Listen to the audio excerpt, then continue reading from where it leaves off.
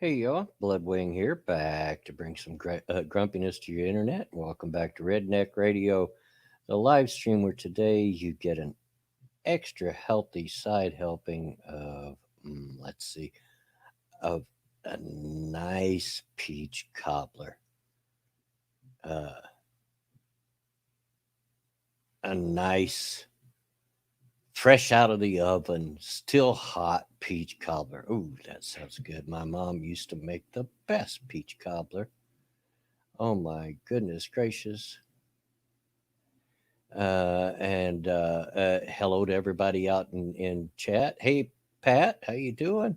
Sean Uli, first one you get to catch live, huh? I'm glad. Good to hear that.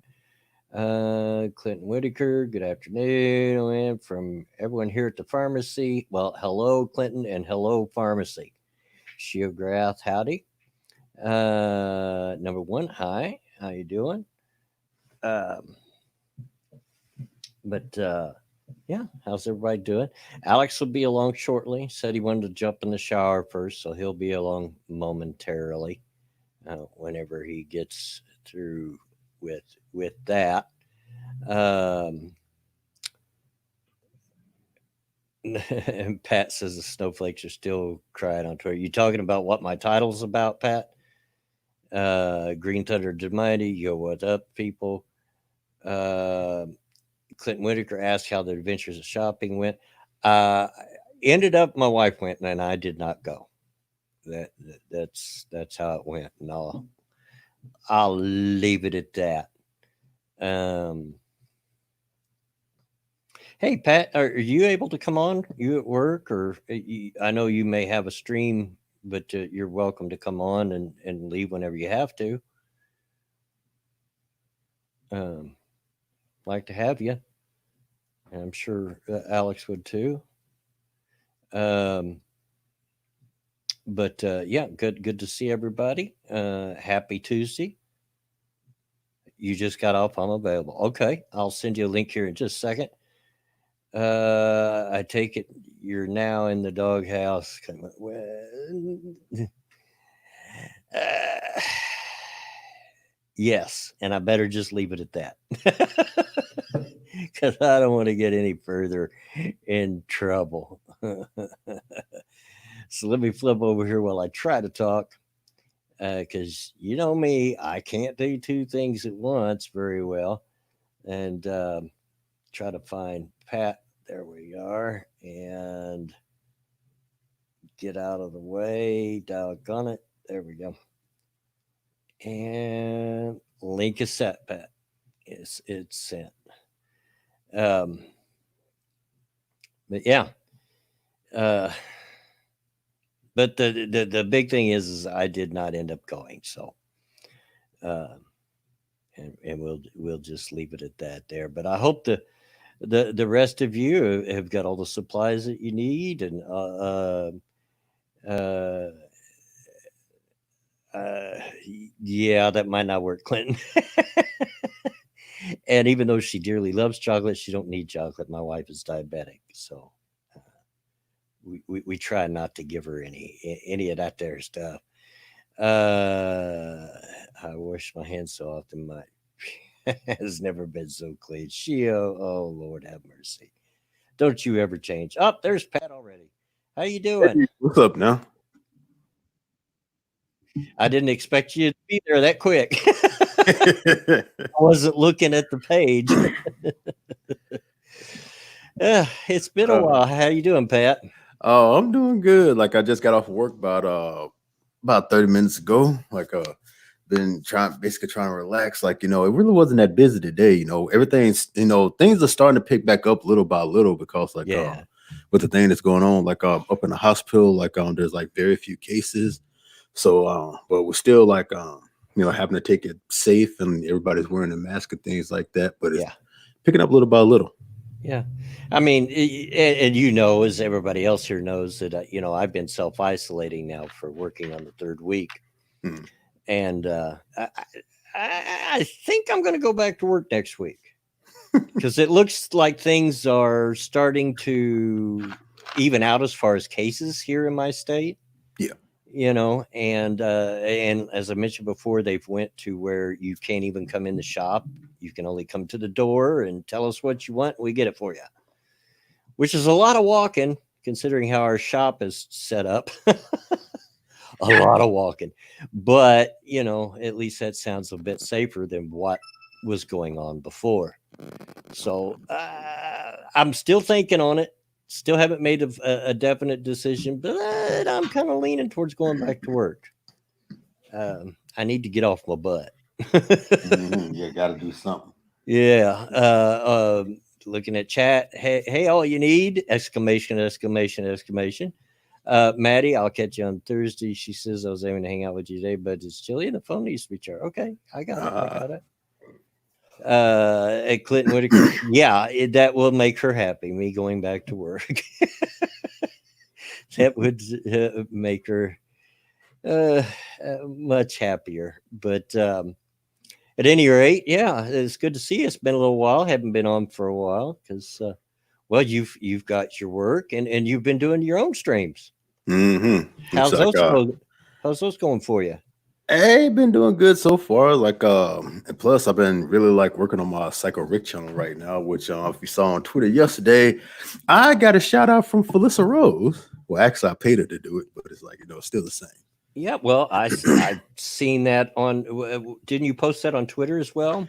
Yeah, and I hadn't actually listened to it. A lot of times when I'm on the internet, I don't have my earphones in, so I just look at stuff, But yeah, I mean, I got the sense of what was going on. Yeah, it's I wasn't expecting her to do it that quick. It's as soon as I sent it out, it's 30 minutes later. I got an email saying that your cameo is ready. I'm like, dang. But then again, with everybody having to be quarantined in certain places, I can, they're probably real looking for any type of work whatsoever. And it's a good thing it came in too, because my next video was going to be about her and about sleepaway camp. And I'm in the process of working on that now, so that's the reason why I'm not going to be streaming today. I got you. Dadgummit. The cigarette I just grabbed out of I always make up a handful of cigarettes before I start my stream, so I'm not stopping every now and again to go make them. And every once in a while you get a stem in there and it tears the paper, and I got one that's torn and didn't know. Doggone it. I can fix it. I've got a butt ton of papers around here, rolling papers. So I just tear off a little of one of them and fix it, but don't want to do that right now. I'll just grab another. Yeah, Banza says Noodle Wrestling, is that like racing in NASCAR modified? Well, sort of. We'll get into that in a second. And that's part of the reason I wanted Pat to come in, because I know he's a huge wrestling fan. Yes, I am, and I actually saw what you were about to talk about. Did you? Yeah. I got to admit, I haven't watched wrestling on the regular for a long.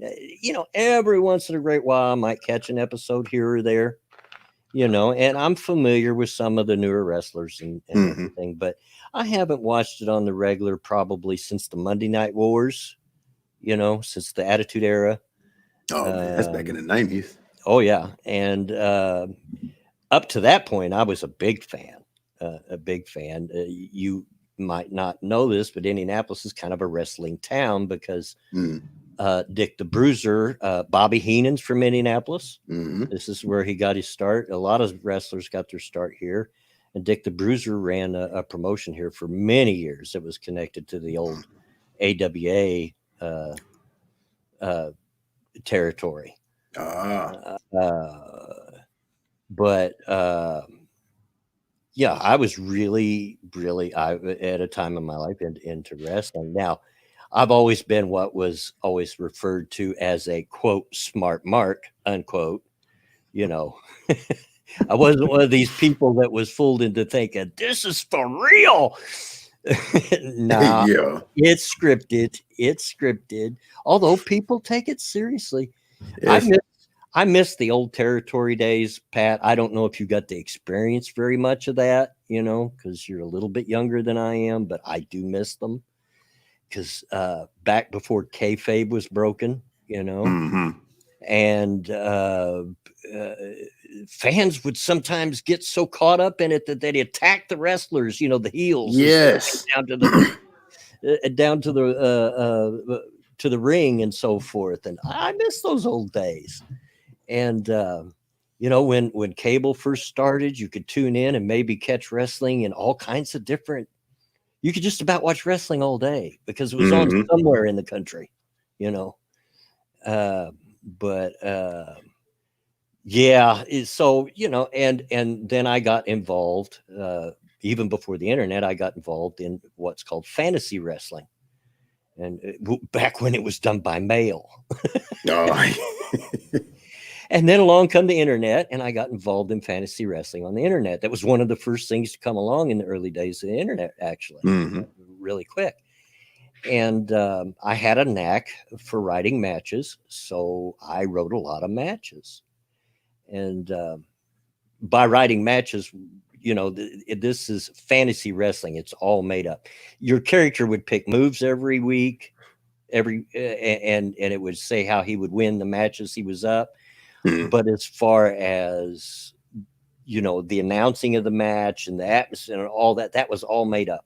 And you had to write your promos, and for those that don't watch wrestling, you know what a promo is. Like, Hulk Hogan, I'm gonna kick your butt, and that's a promo. Yeah, that's how it's kind of like now on the WWE games. They have this like general manager mode where you basically do that. It's like you're making up all the matches and all the promos and like what are you gonna do? Like basically you're building the show as it goes. Yeah.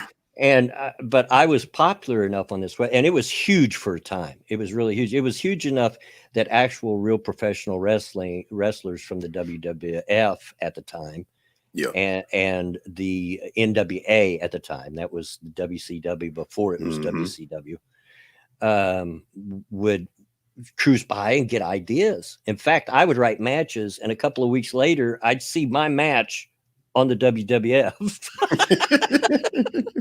They were listening with different wrestlers, and I actually got to talk to Mark Calloway, Undertaker. Taker. Yeah, in chat, I chatted with him. He showed up there, and it was a cool experience. But I ended up having to quit that because I did get so popular. So, and this site was set up like the old territory days. Yeah. Where everything bled up into bigger promotions, but you started out with all these little territories. So there was dozens and dozens of promotions you could be in right for. And then you'd try to get promoted up to the next level, just like the real thing. And I'd write matches for all these and pay-per-views for them. And, what we call, you didn't actually have to pay for them, but you know what I mean? It's all fantasy stuff. And I was grad in the chat. Wrong NWA. Yeah. I was popular enough that I was writing so many matches that I couldn't focus on my wrestlers and promote them.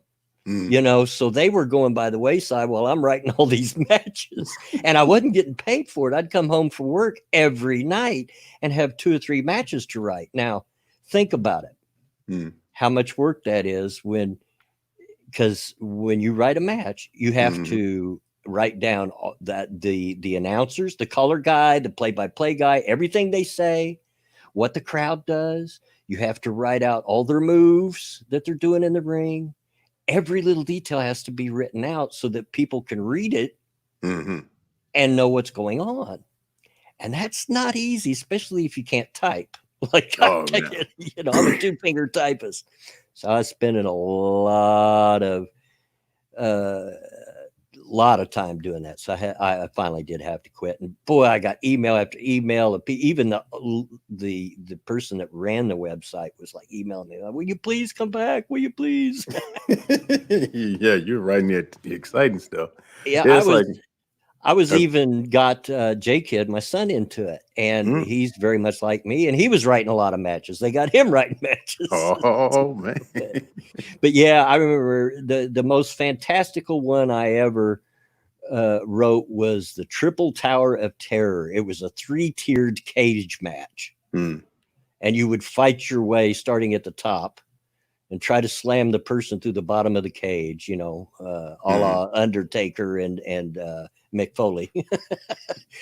And you know, and it was just crazy. And each tier had different things, like might have thumbtacks or broken glass or whatever. Yeah, didn't they do that in WCW? They may have. Like I said, sometimes I would write these matches and then turn around and see them on TV. But it's not copyrighted, so they weren't breaking any rules. It was just like, well, it would have been nice if you'd have asked me. No. Like, hey, I remember writing that. How about flipping me some of that writer's money? Because I know you pay your writers. But anyway, so I just say all that to give you a little background. I know quite a bit about wrestling and all of that. So here we are in modern times. Vince McMahon long ago broke kayfabe. And if you don't know what kayfabe is, it was their attitude in wrestling that this is real until they prove it's not. You pull it off. In fact, it was so much so that back in the territory days, that if you were a heel or a bad guy, you were not allowed to be seen out in public with the baby faces, the good guys. Yeah, the babyface. Yeah, the babyface were allowed to be out in public a lot of times when they made like appearances, while the heels, like they just can be seen. Like how you said, they couldn't be seen together whatsoever. Nope. You know, but now today, kayfabe's been broken. Everybody knows that it's a work, and a work means something that's scripted. There's two different kinds of action, if you will, in wrestling. There's a work, which is scripted, and there's a shoot, which sometimes a work will go off the rails and get real, and when it gets real, that's a shoot. Yeah. Okay. And even though a lot of people know that that it's a work and things like that, it still doesn't stop certain fans who are seeking attention or internet fame for, trying to enter the ring and attack the wrestlers or do whatever and things like that. Like like a couple of years ago, like with Bret Hart, where this during a Hall of Fame ceremony, this one dude, for some other reason, like just came in and just kind of like tackled Bret Hart, and then the rest of the wrestlers and security just got him. And before they took him off, they got some licks in. I understood too. But so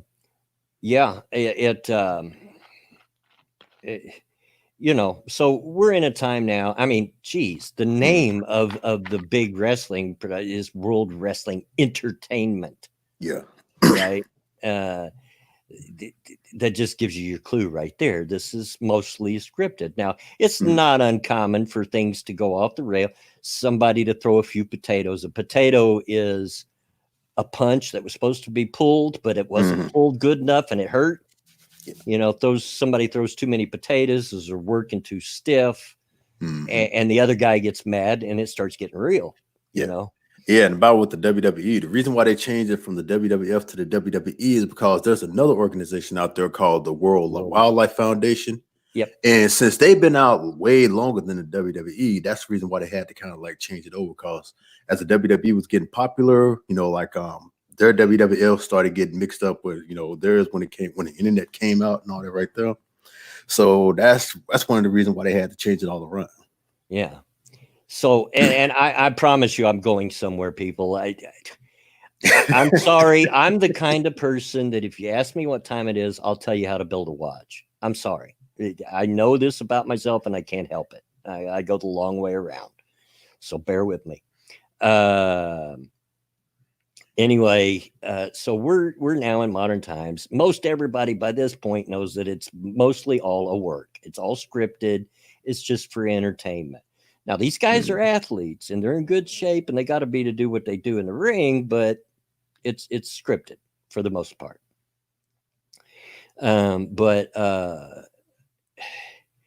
So you would think by now that even the most casual wrestling fan would understand the dynamic between the heels and the baby faces.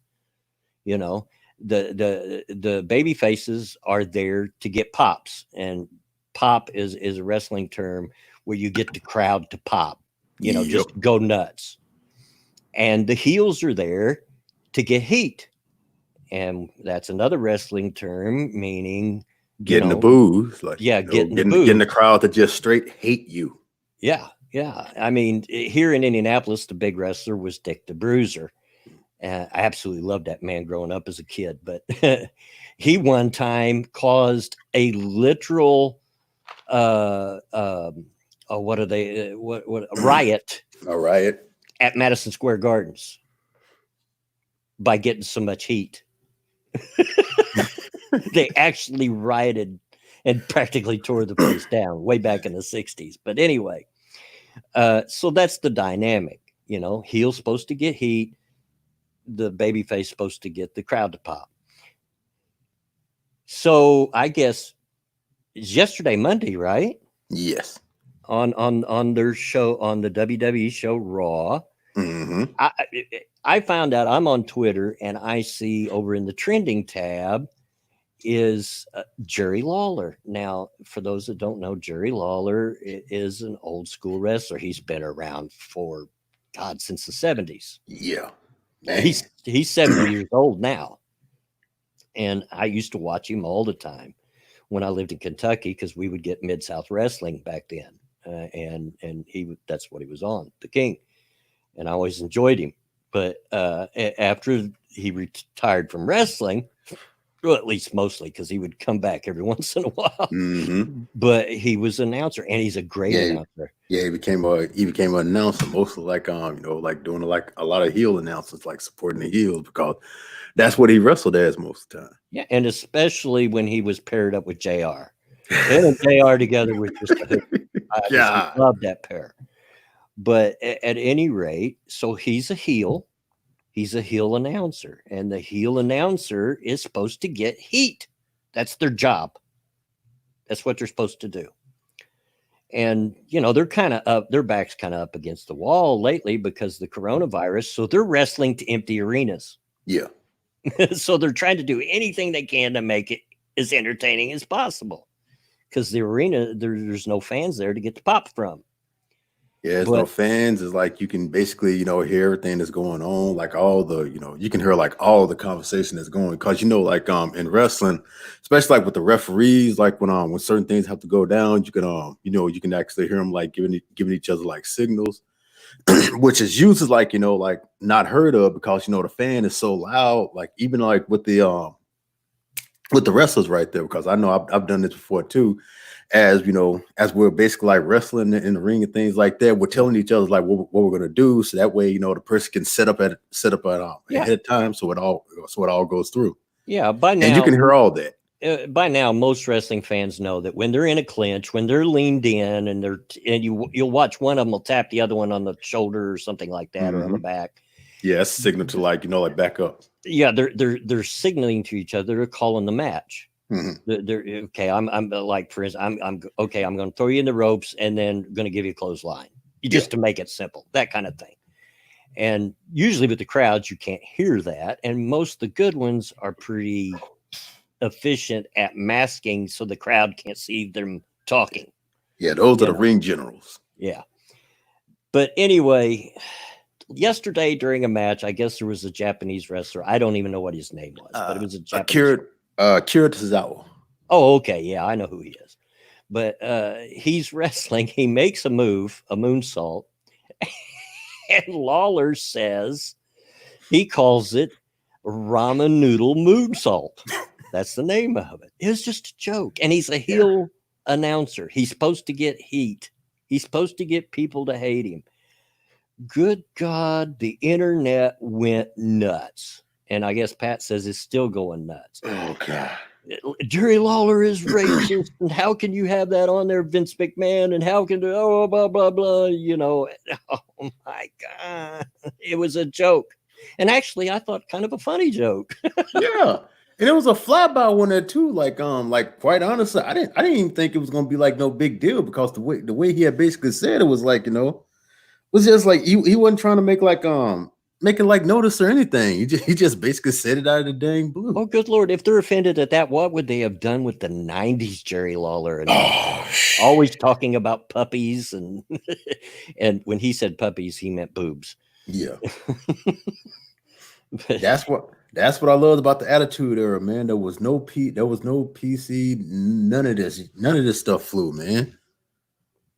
Like, people wasn't being offended. There was a whole lot of equality up in there, but it's like now just gone. You know, there's a lot of scenarios that could be going on here, and none of them make Jerry Lawler a racist. One is he's 70 years old, and he could be mad. I don't know this for a fact, but he could be mad that Vince is making him come out during the coronavirus because he's very high risk. Mm-hmm. And if you followed wrestling for any length of time, you know Lawler, for real, does not give a crap. He never has. No. He doesn't give a crap. He's got his money. Mm-hmm. He's got a lot of ex-wives too, but he's got his money. You know, and he doesn't get, it might be his way of getting him to come home. But the most likely scenario is it was a work. It could have been written for him. Mm. He's doing his job as a heel announcer. He's saying things that's going to make the crowd mad. Yeah. That's what he's there for. That's his job. But of course, you know, the Twitter snowflakes are going to be snowflakes anytime they can find anything. I remember Booker T saying, like, on one of his podcasts, like when the whole like thing went down with that one black dude who got like the T-shirt, and he called it racist or whatever because it was just like his name, like in a smile away. And of course oh my God, that's racist and all that right there. And Booker T just basically says, it's basically like this, man. There are a lot of people on the internet that are looking for anything to be offended by. And that's exactly what this is right here. They just found something, the tiniest bit of anything that they can get a hold on, just so they can sit up here and they can scream, they can virtue signal, and they can, you know, try to, you know, act the way that they act, you know, speak for other people and things like that, who aren't offended in any way. And just to see if they can get some attention and get something done. That's what this all is. This is what I'm saying and this is why I went through that long story and gave you this quick history, or as quick as I'm able to do, of wrestling and so forth. It's an entertainment business. And from the very beginning, even before kayfabe was broke, it had a formula. You have your heels and you have your baby faces, and the heels' job is to get people mad. That's their job. That's what they get paid for. Mm-hmm. And that's what Lawler is doing. Yeah. You know, he's just doing his job. But, oh, no, he's racist. He's got to get off. You got to fire him. And I'm looking at a lot of these profiles that are really like, you know, crying and like really jumping on this stuff, right? Mainly for attention. And they're all like these really small, you know, like, small profiles and things like that. And a lot of them are Caucasian. So it's like that really like points a finger right there, because I just hate the fake outrage, man. It's like, y'all know good and well that y'all are not offended by this. You just want to see how much attention you can get from it, who you can bully, and what you can basically get to change. That's just a whole tactic right there.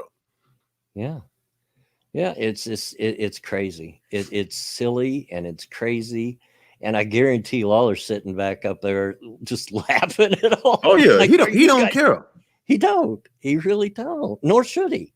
Because even I'm tweeting out, like, what I'm saying, whatever you do, man, do not apologize. Because if you apologize to these people right here, you ain't never gonna hear the end of it. Every time you do something they don't like, they're gonna throw this up in your face.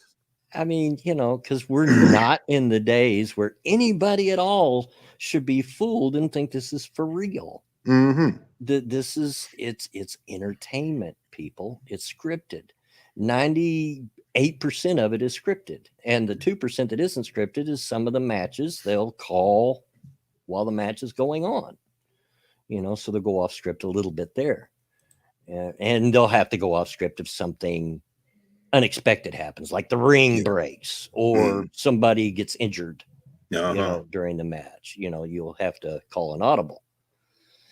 But it's entertainment, and he is absolutely doing his job and doing his job well. His job is to make you hate him. Yes. Guess what? He did that.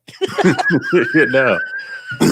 The only time where they're like, when they're doing their job and they're getting heat, where they're really like break characters, when they hurt kids' feelings. That's the number one thing that as a heel they never really want to do. So when they see like, you know, like their job is like, you know, like hurting a child's feelings, like they will break it like almost instantly. Because like it was like that one time, well, Stephanie and Triple H, when they were being like let's see, what was that? Well, see, what were they doing?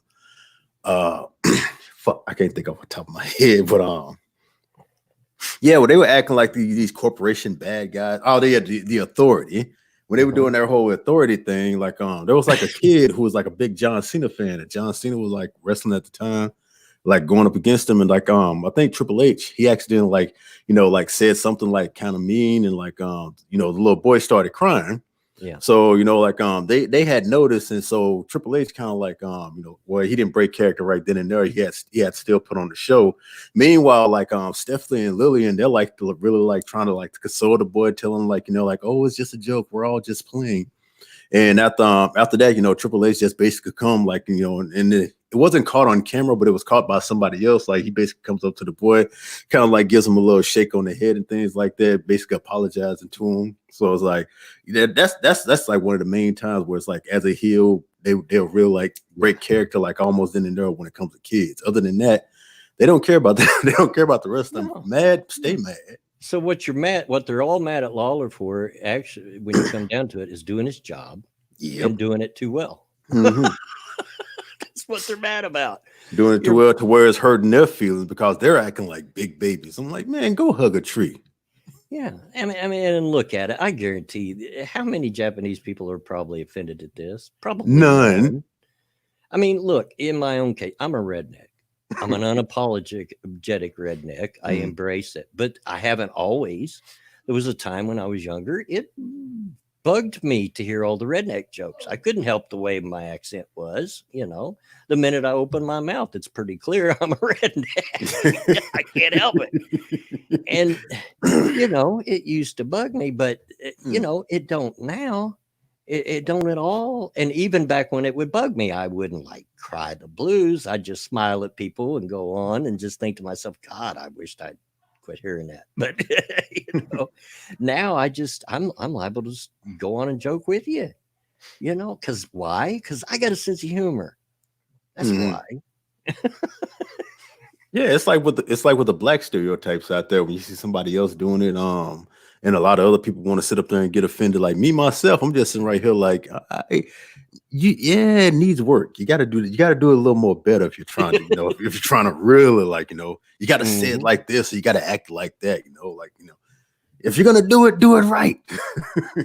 Actually, I think that's a pretty good name for a wrestling move, the ramen noodle moonsault. I like that. Like I said, everybody, and that's just basically Twitter right there. Twitter is where you basically go to be offended, or you go basically there to get praise. Well, I probably wouldn't even have noticed it if I was on my normal schedule, because normally I only check Twitter. Like I'll check it when I first get up, and then I'll check it again in the afternoon, especially if I'm going to stream. I'll check it a little bit before I start to stream, and then I'll check it before I go to bed. Mm-hmm. Other than that, I'd leave it turned off. And the soy salt. That's good, functional. That's good. Hey, contact the WWE. They might buy that from you. Yeah. The soy salt. Man, yeah. Before I came over here, I think the only thing I basically seen so far that they said like that Hulu, like they like basically do like reruns of like the WWE like shows after they done aired live. And from what I've heard is like they've edited that part out right there where he said ramen noodle moonsault. And of course, a bunch of Twitter checkmark snowflakes who are looking for attention are like, yeah, they did it right there. And like that still ain't nothing. It still ain't gonna change the fact that like when they have King on her and things like that, he's always going to be the king. Yeah, and I'm going to promise you something. He was doing his job. He was doing it well. And I guarantee you he made good money doing it. Yeah. You're out here for free getting all upset on Twitter, and he's sitting back laughing all the way to the bank. And the thing is, that might actually work in WWE's favor things like that. Yeah, King, look at all these heat you got right here, man. Look at all these people crying about you, man. You gotta come back, Yeah, because there's nothing, and every once in a while, even though I haven't watched wrestling on TV for many years, I still watch wrestling content. Sometimes I'll catch it on YouTube or whatever. Like yesterday, I was watching Corny, Jim Cornette, for those that don't know what I'm talking about, who's one of the best heel managers ever. Oh man, and the way they've been hating on him on it. And he's been around since the 70s, but he has a mind like a steel trap, and he wrote everything down through the years. He's got a book where he's got everything written down, so he never forgets it. And he tells stories and of the old territory days and the Monday Night Wars and all, and his time in WWE and Ring of Honor and TNA, and he's been in all of them. Behind the scenes, if not in front of the camera. Oh yeah. But I'll watch stuff like that every once in a while, or watch these shoot interviews on like Hulk Hogan or the Ultimate Warrior or Macho Man or whatever, because I find it interesting. Cornette's been around. He sure has. He doesn't like Trump too much. He calls him the Cheeto in the White House, but but you got to know Cornette. He just there's a man that does not give a crap what you think about him or what he's going to say it anyway. He could care less. But I watch wrestling content and so forth because I enjoy it. Especially if it's something about an old school wrestling or an old school wrestling territory. Oh yeah. But oh good gosh. I'm just Deck Train, I'm aware Linda McMahon is part of Trump's cabinet, and that's trending on Twitter too, because the doctor in Florida who said that wrestling is essential, and so it's still gotta keep going and yada yada yada blah blah blah, whatever. Oh yeah, because I think WWE they got like like I think not only they got like wrestling camps in like Orlando, but it's like they got like wrestling promotions, like different wrestling promotions that come out of their place as well. Like I don't know, like I know Smoky Mountain used to be like a thing. I don't know if it still is. Then there's like the FCW. Yeah. I don't know that it is Smoky Mountain because Corning actually started that Smoky Mountain, Jim Cornette, and he hasn't been involved with it for a lot of years. So I don't know if someone took it over after he left.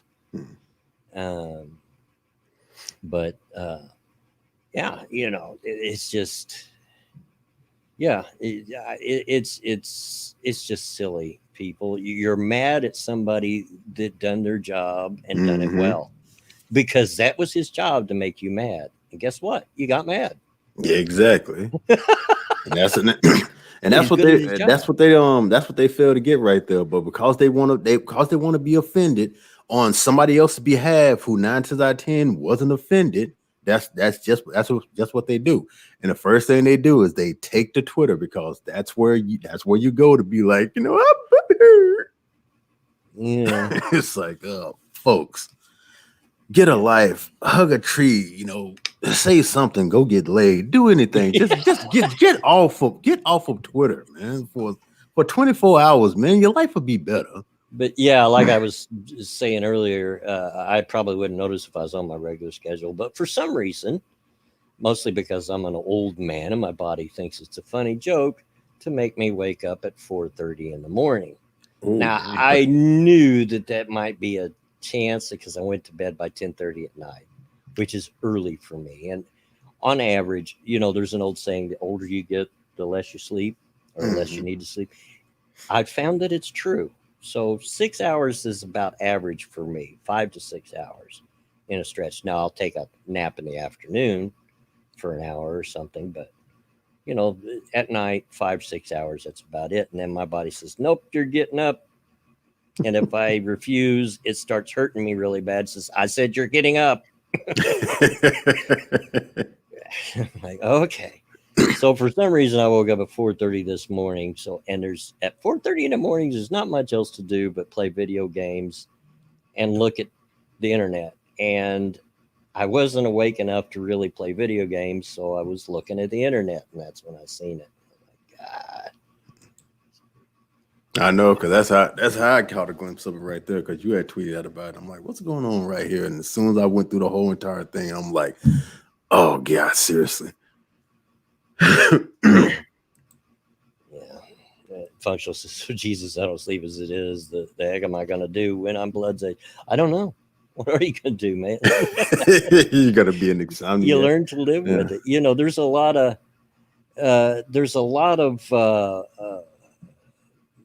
I don't know what you would call them, but things said about old people, old saws, and they're not necessarily wives' tales. Like, you don't need sleep, and you don't. I run just fine. I'm 5 or 6 hours sleep. You know, I want to sleep more. I'd like to get 8, but it ain't gonna happen. and you know, I tend to wake up early, even if I don't go to bed till 2 o'clock in the morning. You know, because I will keep myself up really late, hoping that I'll sleep through it, even if I only get 5 or 6 hours. I'm just trying to sleep soundly for that 5 or 6 hours instead of being up and down, which does happen sometimes. Yeah, well, my job, I'm automatically guaranteed to get up around 2:30, 3 o'clock because that's just my eternal alarm clock. Even on my days off, it's like, I'm up. Don't you hate that, man? Like I can sit up here and I can go to bed at midnight, and somehow it's just gonna bling. Like, yep. Time to get I up. have a very solid internal clock, and my previous job that went away. They didn't fire me. They got rid of my department, and there was nowhere for those of us that worked in that department to go. And that was 5 years ago. But I had to be at work at 6 in the morning. You know, I had to be there at 6 every day. And it took me forever to get my body out of that habit of waking up at 5 a.m. After that, I'm like, damn it, I don't have to get up at 5. Will you stop it? And that's hard. That's hard to do too. I know me, like when I'm sitting right here, like what it's like Friday, I'll say I'll watch Lords at night, and I'll stay up, like I said, to watch Millions of the Zoo. And then when they go down, like I say, okay, I'm finna sit right here and I'm gonna go to sleep, and hopefully like I'll sleep all through the day. All of a sudden I just go down. Next thing I know, I wake up, I look at my clock right there, and there it says 3 o'clock. It never fails. And I'm like, no reason trying to go back to sleep because my body is not gonna let me. So that's when I just get up, see if Monkey's doing like a Monkey in the morning. If he's not, I just jump on. I jump out of YouTube or start watching like anime or playing the game. Other than that, I'm just up. It's like my body is not gonna let me sleep or nothing like that until later on. One of these days, you and I have to get together and play some Diablo 3. Oh man, because I keep saying it to you in texts and stuff, but I don't know that you've ever replied. But I haven't played in a while, but I do love the game, especially Demon Hunter. Oh man, I love me some Demon Hunter. But yeah, that's what I'm doing right now. I'm just basically just playing to just play because I started like new characters. I took everybody most of that I knew, and I done made like brand new characters out of them, and I'm just going through just like just having fun, just leveling, just re-leveling back up. Yeah. I've got at least one of every kind of character in Diablo 3, and in some cases 2. Now the 2 they'll be set up differently, different skills chose, and so that they're able to do different things. But yeah, I haven't played it in a while. I don't even have it on this new computer yet. Haven't downloaded it. But. And I know like Diablo 4 is supposed to be coming out like very soon, but I don't know when. And then like with all the stuff that's going on with Blizzard right now, like how good would it be? Yeah, right. Well, last night I got back into XCOM 2 for a while. Hadn't played it, and when because Steam will tell you the last time you played it, and I hadn't played it for almost exactly a year to the day. I'm like, it don't seem that long. No. So I played it for a little while, and I have an all-female crew, and I dressed him in the most stupid, outlandish things just because it made me laugh. Here they are carrying, these big, heavy weapons and fighting. And XCOM 2 is a turn-based strategy game, and you have to control each member. You have 4 people, usually 4 people, sometimes more than that, but usually 4 people in your team, and you have to control each one. You know, you tell them to go over here, and then when they go over here, they make this attack, or they go over here, make that. You know what I mean? And but the character creator on them lets you dress them in a lot of funny ways, and they're all dressed in like they're all female, they're all dressed in short shorts and tank top and carrying these big heavy weapons. So that's real realistic. Yay! And I got this one Hispanic chick with a great big she's a minigunner. She carries this big minigun, you know, and it's painted pink with hearts all over it. The minigun is. And you can even name their weapons, you know, their individual weapons, you know, and I've got her in, you know, like ain't nothing but a vest, you know, on showing her midriff and in her cleavage and short shorts. And she's got a cigar. And the feminists haven't screeched about this? Or maybe they had and they just like, we're not hearing y'all. Oh, yeah. But I just do it because now pretty soon I won't be able to do like that because after you unlock a certain level armor, then how you make them look is there's not as many options because you're wearing that armor. And there's only so many ways that armor can look. But Green Emergency. All right, Alec. Hey, sorry. I had been watching all the way up to that point, and then you pop when I decide to go look at the watch page. Hi. What's going on, What's happening, gents? Are we well? We are. Oh, yeah, we're doing good. How's you? My apologies, my humblest apologies. I would have been here faster, but I didn't realize that VB intended to shower Alfie. And then I had to have a bath instead of a shower because me leggy beggies are wobbly dobbly today. And had I attempted to have a shower, I would have gone, bye. Well, and you got that black booty, and that probably takes you about half a day to clean. So, mate, you know I've lost weight. Like I had to go down the stairs on my backside today. And I tell you what, I admit it. You feel like monkey. No, I would admit it if I had fallen down the stairs. You know me, Pat. I'd have taken the selfie. Even if I did land in the cat litter tray at the bottom, but. No, I was like, I'm gonna go, and I was like, no, sit down. And because I don't have that padding that I used to have behind me, it actually hurts to sit on the stairs. Yeah, welcome to my world. I've never had a butt.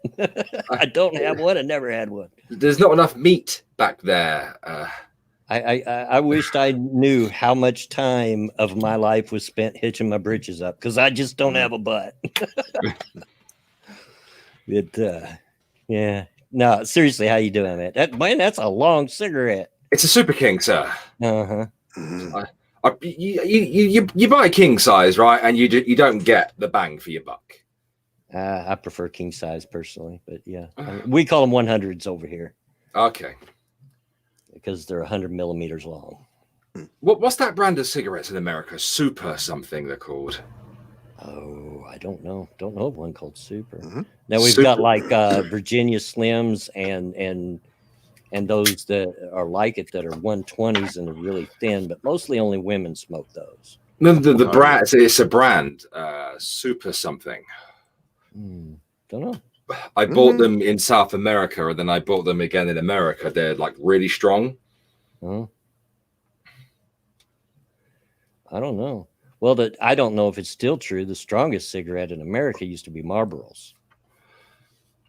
Marlboro Reds in the box. Actually, the box were stronger than the softback version, and that's because they're shorter and the filter is shorter. People don't know that, but you're paying for that box. You got to pay a little extra for that box. Of course you do. Of course you do. But I'm all right. Thank you for asking. How's you, Blood and Pat? How are we getting on? Oh, we're fine, having a good time, just laughing at stupid people getting mad at wrestling. Why? Well, I'll run back through it real quick for you, just so you know. I don't know if you know who Jerry Lawler is. No. Okay, he's a famous American wrestler. He's in his 70s now, so all he does is announce. But he's a heel, and he's on almost most of his career. Most of his career, he's been a heel. Which means a bad guy. You're right. You don't have a. I told you. What are you trying to cover, man? What's it trying to cover? You don't have an ass. Then lost it. Fucking stick. Oh, the headphones are too damn long. I think Vanilla chewed it off of you. I think she did, mate. I think she did. She attacked me in her sleep the other night. Yeah. Damn near elbow dropped my ass. Cornbread, Alex Cornbread. Yeah, continue, Blue. Feed that boy some biscuits and gravy. That'll put it on him. I want some biscuits and gravy. Yes. Yeah. I want Pat to cook for me. Oh man, if I cook for you, trust me, it's gonna put it in all the right spots, man. Yeah. I told you last time. I seen the videos you post on Twitter, but it's family time. At Pat's house, and I'm like, I'm gonna go for dinner. Oh yeah, especially on the holidays, man. Like, on holidays, it's on. Oh yeah. I need me some of that in my life. You can say what you want about Southern ladies, but they ain't a one of them that don't know how to cook. No. Oh. But anyway, so he's this wrestler. He's in his 70s now. He's been announcing for years instead of wrestling because he's too old. But he's a heel wrestler or a bad guy, right? So his job is to make you hate him. Right? Mm-hmm. That's his job. That's what he gets paid for. During a match last night, he's announcing a match, and it's odd to watch anyway because they're not allowed to have crowds in the arenas now. So it's just the wrestlers in the ring and no fans. Silent wrestling. Yeah. Yeah. It's basically like a soap opera now. So there's a Japanese wrestler wrestling, and he does a move called a moonsault, and Lawler called it the ramen noodle moonsault. And Twitter has lost its mind. Why? Jerry Lawler is racist. He's racist. That's racist? Fire him. Fire him. That's racist. What's it called again? Sorry? He called it the ramen noodle moonsault. Oh my God. Because the guy's Japanese, and of course, Twitter being Twitter, and they gotta defend, this person's honor so they can be morally superior and all that shit. And the point I made before you got here was, no, actually, Lawler's doing his job, what he's paid for. He's paid to make you hate him. And he did it and did it well, didn't he? And I mean, they screeched from the rooftop, and of course, there was a lot of people in there defending Lawler, basically saying, it was a joke. That's what he gets paid to do for, and things like that. It's like, but of course, he's racist. He's saying this about the Japanese people, and I need to speak for them because I know they're not offended. You have to fire him. How can you put up with this? Oh my God, Jesus Christ! People are stupid. Yes. Like I said, just looking for anything and everything they can just to scream, I'm offended. You need to get rid of this person right here. Until it's somebody they like, then all of a sudden, oh, it's okay. Yeah, of course. So yeah, we've just been laughing at that, Alex. Okay. Yeah, I haven't watched wrestling in many, many years, since probably the 90s. Not on a regular basis. Maybe every once in a great while I'll catch them. I remember I used to watch WWE. It used to be back when it was called the WWF, and some WCW as well. But it was a bit harder for me to catch the WCW stuff because of the time that it was often on as a kid, and I could never catch the box office events. The big Royal Rumble. I could never catch those. Oh, the pay-per-views. Yeah, because they were pay-per-view. But yeah, I remember where back in the day when Triple H and D-Generation X were the baddies, and the Attitude Era. Even Kane was a baddie at one point. The Rock even turned the baddie. He shaved his head bald, and he was a baddie for a short period of time. Yep. And then you had Steve Austin, who was the anti-hero. He was neither face nor heel. Honestly, he was both. Yeah. Stone Cold Steve Austin. And the things they were doing back then. Can you imagine if the Attitude Era was this era right now, along with these little Twitter snowflakes? Oh my God, boy! Can you imagine what they'll be saying? I mean, I've seen some stupid stuff on Twitter, but this just got me this morning when I seen it. And I seen it about 5 o'clock this morning. So it really struck me. I was like, you're mad at somebody for doing what they're paid to do. That's what it amounts to. And you're mad because they done their job well. They made you hate them. That's what they're supposed to do. Yes, literally what they get paid for. Oh, you stupid people. And like how me and Blow was saying earlier, like like with all these people get mad, it may actually work in WWE's favor. Yeah, and Sean BW has a point, and I just spilled my coffee all over the floor. You're a silly sausage, sir. Well, there was only about a third of a cup in there, but I'm going to have to clean it up here in a second. But let me read what Sean says, then I'll get that. I need to go to the bathroom anyway. The Japanese wrestler might have been the one to suggest it, and he could have, because sometimes they'll give the talent input.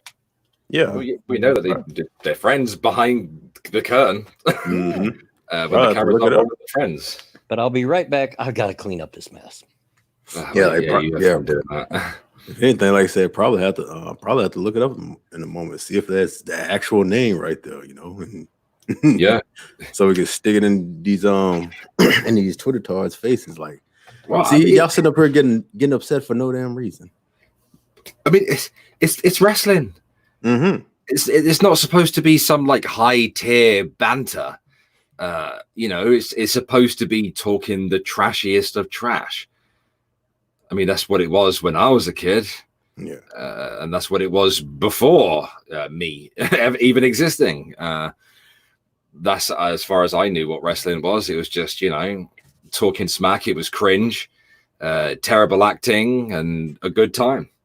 Yeah, it's done changed up a whole lot now. Like I said, you got more light shows, you got more promos and things like that. And it's well, like I said, it's more wrestling now than and less promos because they don't have a crowd. But during that time, it's like they'll spend like damn near 30 to 45 minutes pitching a promo, then they'll go to like 5 minutes of commercials, then you might actually have a match right there. I remember it taking about, because it used to last for about 4 hours on a Saturday morning when I'd watch it. It would just go on and on and on and on and on. It would take ages to get to any decent fight. So wrestling is low level acting. Absolutely, I know that. But there's been a bit of drama, Pat, this evening. Bit of drama. In my community, one of these gobshites decided. Actually, I better give you some backstory. So there's a YouTuber. Her name is Who Is She? That's her name. And she was false flagged off of YouTube the other day by Life by Jen. You may have heard Ranting Monkey talk about this because I know he did an after party about it after watching my video because it pissed him off. Something fierce. Something fierce. And basically, she came back and the Streisand effect went down, and her channel, she now has more subscribers than what she did before, and now she has access to live streaming, and she uses an avatar, and the silly Moo just accidentally showed her face on her live stream ever so quickly, but Kiwi Farms, being what Kiwi Farms is, grabbed a screenshot, and one of the haters, I guess what the community is called, her name's Cupcake Vegan, decided that she was going to grab that screenshot and post it on Twitter earlier. Now the thing is that this community on YouTube that I'm a part of, well, loosely attached to them, I suppose, are pretty much enemies with Kiwi Farms because Kiwi Farms keep fucking doxing people. They've already doxed like the two biggest creators and several others in the last couple of months. Why they do that, I don't know. I don't really get it. They turned on a Megon. They didn't dox him, but you know they did turn on him. They call me irate faggot, which is delightful. They were also really confused when they saw me in drag. I like that. It's got certain rings to it. I think it right. I mean, I'd use it if you know, YouTube wouldn't yeet me off the platform for it. Yeah, I said that. But like, she should know goddamn well not to post a picture of somebody who wants to remain as anonymous as they possibly can. And then she proceeded to double down about it. And then I suppose she noticed me constantly quote tweeting her, right? Lighting her the fuck up. And she finally caved in to a lady in the community who's also a content creator, DC Media Girl, finally caved into her reasoning, even though she should have caved in to the first person who said anything. And the argument she caved into just didn't make sense for her to cave into it. She finally deleted it, but she only deleted it after being absolutely shit on by loads of people and me. So she's a fucking dickhead. I hate people like that. You don't spread shit like that around. Yeah, and this is the vegan. Yeah, this is the vegan who decided to just take that screenshot. Like, she must have got it from Kiwi Farms, because it would only be them who fucking would take it and post it. So you know, I lit her ass up, and a few others just shit on her. And I see monkeys streaming. Mr. Oblivious. This was the one time I did not send him a link because he's had his granddaughters there. And so during the day, so he hasn't been able to come on because of that. He's spending time with them, which is cool. If I had the choice, I'd spend it with my grandkids instead of streaming too. But so I didn't even send him the link. What's he do? He goes, or is he having another alpha party? Yeah, I see that. I know, like, so between around this time, between like Monkey's alpha parties, and of course, like Scribe has been doing a bunch of TEDx's lately, which has been great. But I have something that is within the realm of social commentary. If you'd like to see it, okay. I'm gonna have to share it. I did get the mess cleaned up, by the way. Boy, you can't take me anywhere. I didn't just spill it. The table, quote unquote, that I use is actually a cardboard box that I have my ashtray and stuff on. And I went to put my thing on the box and completely missed it, and it fell to the floor. Really dark in such a layered way, I can't fully wrap my head around. This is what Hitler wanted. Oh God! It's a white supremacy wet dream. What? It's a mother and her kids. Yeah. Like, why is it? Because they're white and all blonde headed?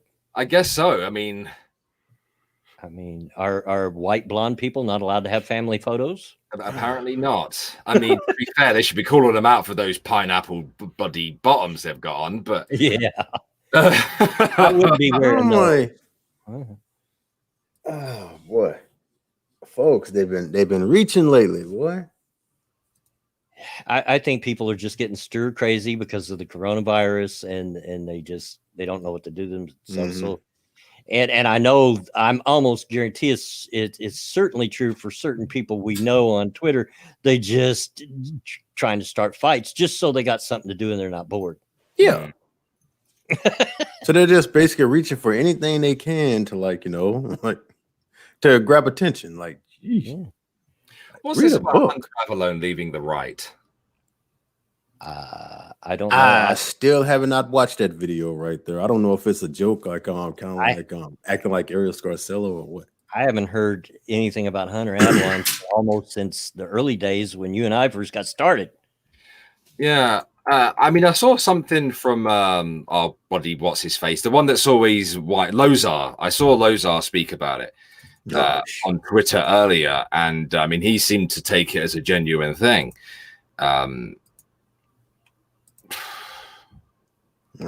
I don't know, man. Losar blocked me a long time ago because I sent his ass crying. So I don't know. I used to engage with him a lot in debate and conversations and whatnot, and he'd eventually give up, I guess, because you know what I'm like. Once you start with me, I don't stop unless you can prove me wrong. And I always felt like he could never really put me in a position where I'm wrong, I guess. But I mean, he's all right. I mean, we have banter every so often. He keeps trying to steal Red Dwarf, and I'm just like, nah, that's our TV show. It belongs to us. Shush your face. Yeah, Losar, he trying to get you in like gotcha moments, and once he feel like when he can't do it right there, he'll eventually back off. Me, he was messing me one time. He gonna try to troll me and like, boy, I'm gonna show you who's the king right here. And I got Bob pissed him off so bad he blocked me. Oh, I'm surprised by that. Nah, right? Because he never blocked me. He never blocked anyone else, really. As far as I know, like he'd get into fights with Monkey all the time, and your Monkey would just light him up, I suppose. So. I mean, you must have said something really mean. No. I know just like Pat that I'm blocked by that cartoon artist on Twitter that I've never even interacted with or even knew who she was. I found out a tiny bit, but it's like other than that, I still don't know who the hell that is. But I'm blocked. I'm not, by the way, by that account. And I was made aware of it by Omegon because he was like, yo, can you go archive this fucker's Twitter account for me? And I was like, why? And then I looked at it and I was like, oh, they're being dogpiled right now. There's a lot of that going on Twitter right now. Artists, basically, that are, they take some of their stuff too far. I don't really want to get into that argument about, lollies and things of that nature, even though it's not anime drawings, it's just general cartoon drawings. There's a lot of that going on. I can't help but feel like some of these guys are trolling, but then I thought to myself, a conversation that Bloodwing and I had a long time ago about trolls, and we kind of agree that there are three different types of trolls. You have your good trolls, like us, who just have a bit of banter. You have your bad trolls who call you, every name under the sun in your live stream chat. And then you have evil trolls who do things like, false flagging, doxing, swatting, things of that nature. But I don't get why you'd want to present yourself as a incestual pedophile, right? Yeah, I don't know. I don't know much about. I did finally see the cartoon that they done that had everybody all up in the air, made it look all right to steal from. I think it was the art store in the cartoon or something. Yeah. But I was like, I've never talked to this person or even knew who they were, and I'm blocked. What the heck? Yeah, they probably have a block. Block. I can't even say it. Block bot. Yeah. They got a Shive bot. Yeah, they got one of them. So I'm blocked basically because I associate with the wrong people. Gasp. Story of my life. I've always associated with the wrong people. That's what I'm saying. All of a sudden I see a retweet of such and such blocked you. I'm like, who the hell is this? Well, they got me. I have no idea, but yeah. I remember when I created my first kind of alternate Twitter account, and I was like, wait a minute, this won't be blocked by Shies, will it yet? The first thing I did was went straight to his account and followed him. And then what I did is I started following people. I'd follow one person and then go back to his account to see whether the bot had picked it up. And then I'd follow someone else and then go back to it, and I'd try to alternate. And it never got blocked. Never got blocked. I don't think I'm blocked by Shives. I don't think I am. Or I know I'm not Christy. And amazingly, I'm not blocked by ginger pubes. So when it comes to Chris, I am blocked by all of that crew right there. I think the last person to block me was Christiosity, and she only got mad when me and Sophane butted heads about the whole. Christiosity has me blocked. Yeah, because I made a joke she didn't like, and she got blocked. But yeah, because we butted head about the whole Antifa thing, like attacking Andy No, and I basically said Antifa would never survive down here in Texas because we carry and we would defend ourselves and things like that.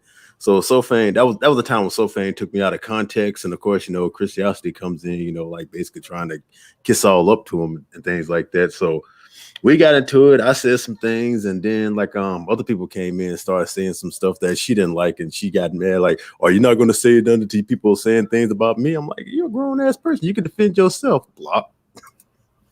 Yeah.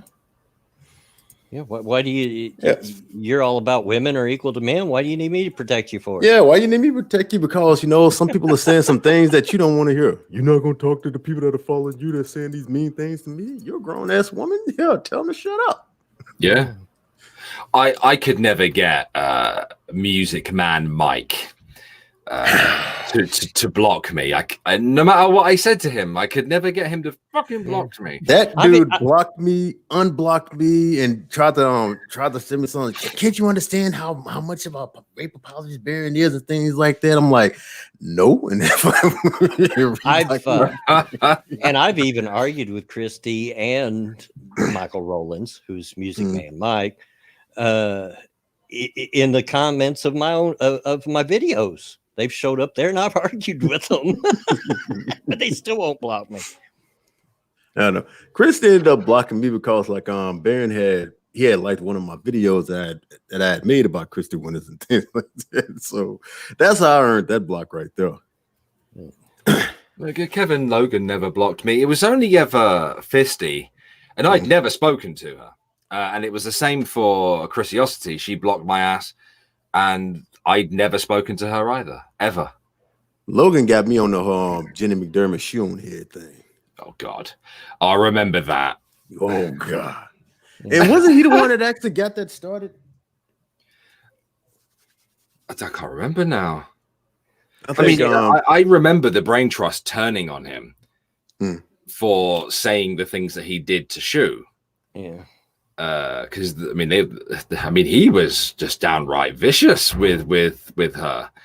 He'd had a few goes at me, but he was never as nasty to me as what he was to Shu on Head.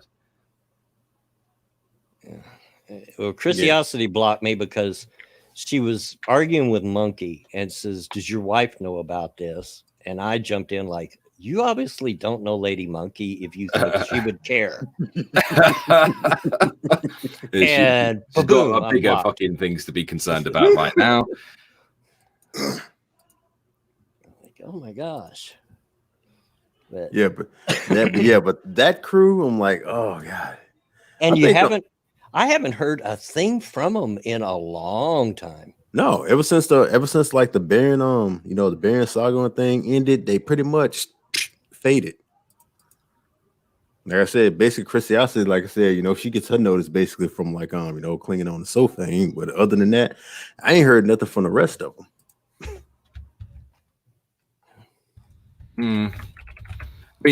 I don't follow the same people that I did on IRA Alex. Well, I still follow you guys, and the political stuff and the social commentary stuff does make its way into my feed every so often. Yeah. And I haven't seen anything from any of the Brain Trust, I don't think, except for Ranting Feminist. Yeah, I see her once in a while, usually in a Sophane thread. But Beth Castle says Twitter is fun. Sometimes. I can only take it in small doses. Like I said, I don't spend all day on Twitter. I'm on normally. Some days it's more, but normally I'm only on first in the morning when I wake up till I get woke up enough to play video games or something. I'll check it in the afternoon, and then I'll check it before I go to bed. And other than that, it's off. I don't have it on my phone, nothing. And because I'm not like Monkey, and I don't have a lot of fun with drama. I don't like it. I love Monkey to death, but that's one place me and he and I disagree. But yeah, I have never done what they call hate subs or hate follows. I've never. I do those. That's how you keep in touch with these people. You know, you just you sub to them or you follow them or whatever. I do it. It's my way of keeping an eye on the shits. Yeah, the thing is, I don't have to. It's like they just automatically pop on my feed. I guess Twitter's trying to tell me something, like, you know, yo, black dude, you should be following these people right here. Don't you see what they're saying, right? Oh, like, don't you no, I don't like them. If you put one more Alyssa Milano tweet on, I swear to God, Jack, I'm gonna find you. Yeah. All right, what's this I'm seeing about Otterface? I don't know. What's going on with Otter? Is she all right? I don't know. Jack Train just put her name in the chat. I mean, I'm fine with Otterface. Her and I had a go around a couple of years ago on Twitter over some things that's not even worth mentioning, you know. But we're fine. We worked it out. I've actually met her. Yeah. She the anime convention I went to last year. She met with me there. Now, Tim, to motivate her, I wouldn't trust him as far as I can throw him. And I'm an old, crippled guy. I probably can't throw him very far. So he looks like he may weigh a few extra pounds as well.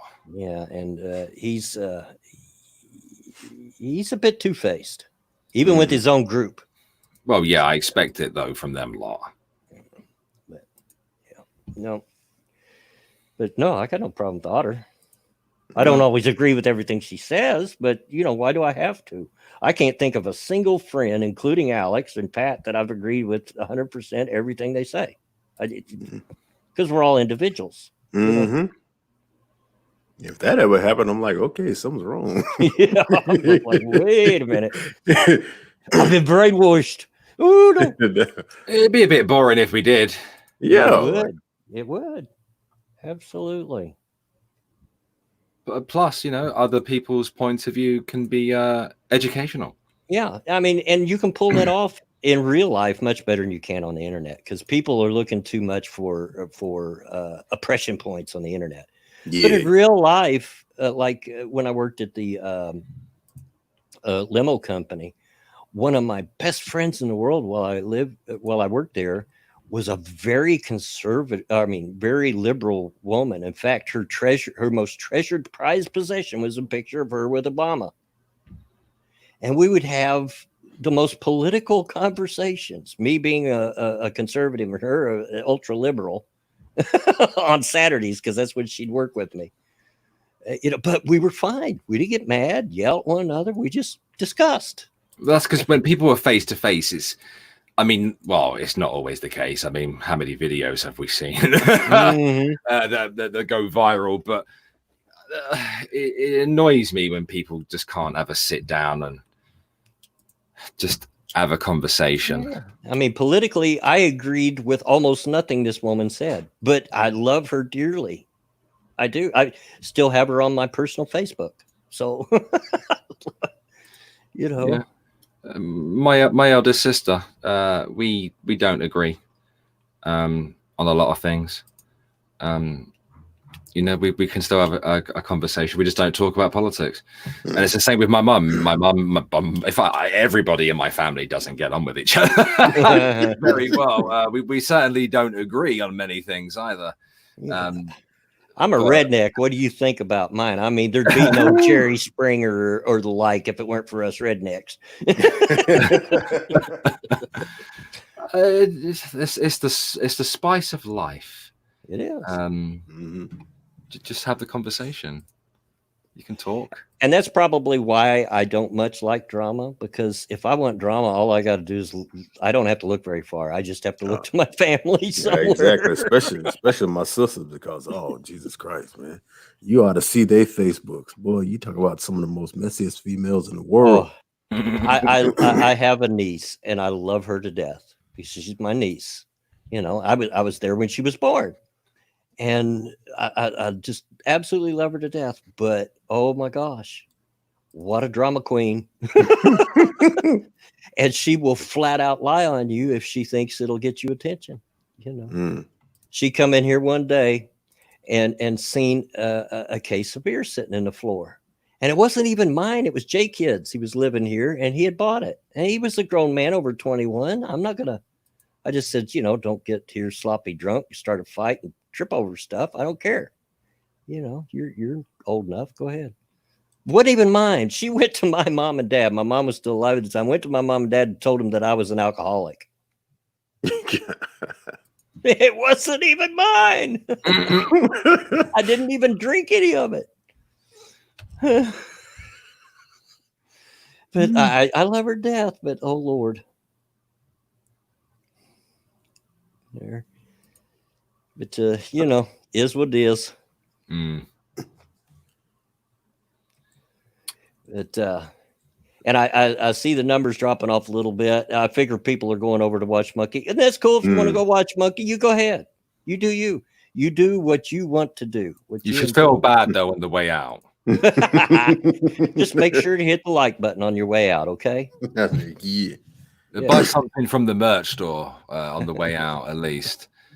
I don't have anything on the merch store yet. I keep telling myself I'm going to make some merch, but I just never get around to it. I have a lot of ideas.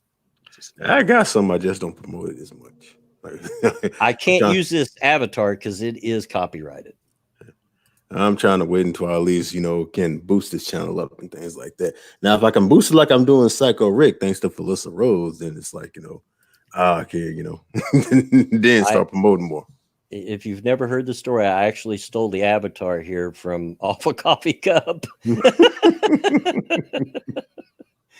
But I keep it around because of brand recognition. Everybody sees this avatar. Hey, they don't even have to see the name. There's Bloodwing, Mm-hmm. So keep it around until they make me change it, I guess. Yeah, so what else so far? No. And it's this October, it'll be 4 years. So yeah. Good gosh, 4 years. My goodness. Oh, it's nearly been 4 years, hasn't it? Yeah. My goodness, how the time flies. I remember when I put out my first video. Like it was yesterday. I know. I go back every once in a while and I watch how I began. That hour-long ass video of me just rambling about what went down back in the day. Who are you talking about? Back then, my videos averaged 45 minutes. And that's the truth, and you know it, Alex. Oh yeah, we had to speed you up to times 2. Yep. At least. But I'm still proud of them. Proud of them. I know a lot of people have changed and they've changed their format and everything and removed a lot of their old videos. A lot of people have. I'm not one of them people. I'm proud of what I did. I haven't changed my mind. I still think the same things, feel the same way, and I'm leaving them up. Yeah, me too. Like I go through like my shout out series and I'm like, damn, man, look how we changed. Yeah.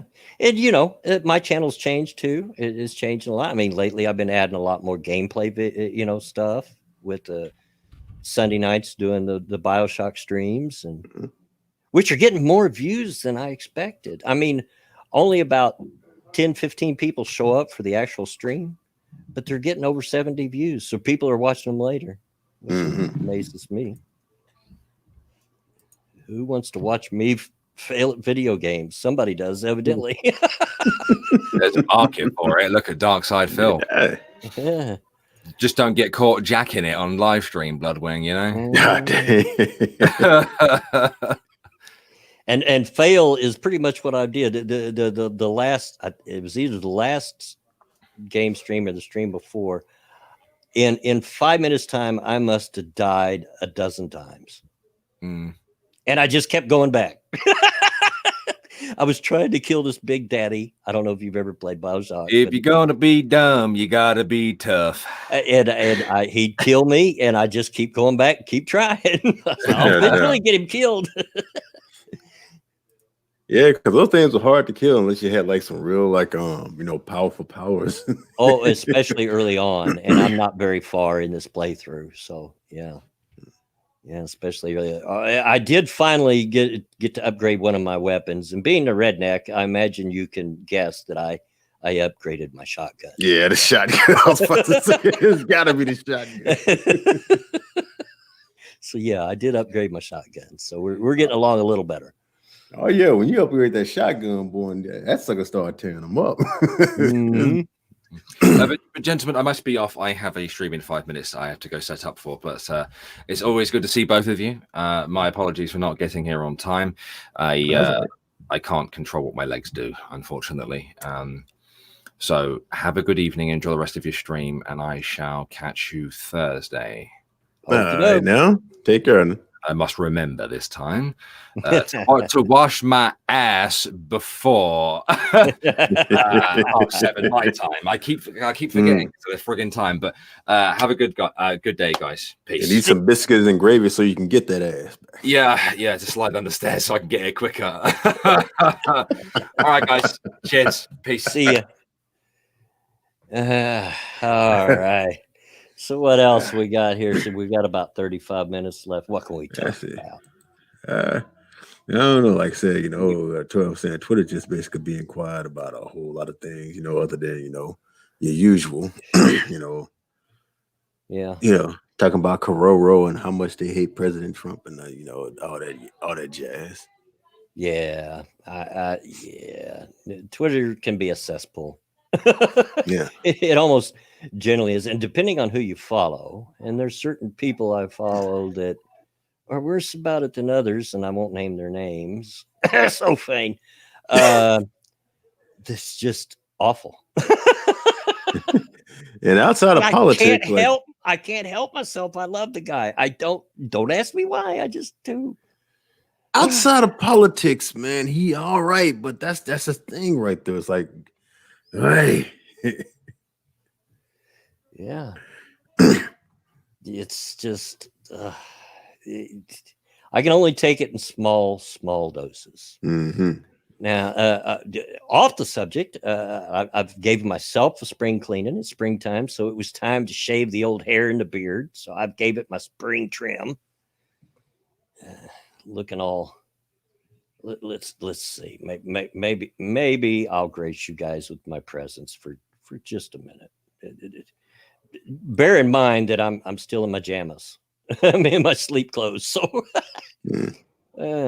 yeah. Other than that, like I said, like a lot of people are still like mad at YouTube because they've taken Susie Lou's side and all that right there. Which I'm still trying to get like I'm still trying to get the skinny on. Like there's a lot of people that have basically talked about it, from like the quartering to a whole lot of people. It's basically like, I don't know if she's got connections or whatever with YouTube, but she's getting away with a whole lot of false flagging, a whole lot of copyright, a whole lot of copyright with a lot of things that she do on her videos. And YouTube is just like, yeah, that's okay. Yeah.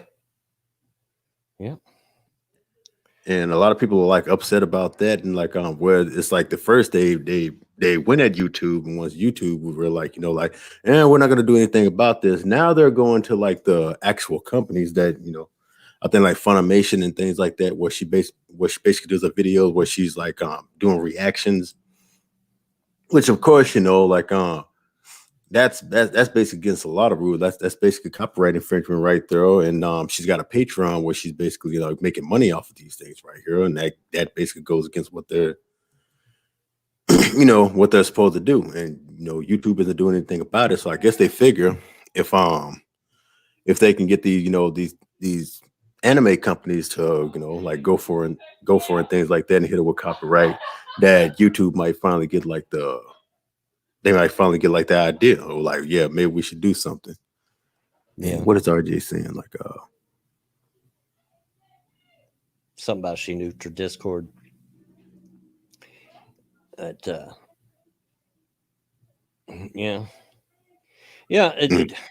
talking about, not to change the subject, but we were talking about wrestling, of course, in a light that we were talking about people losing their minds over super stuff.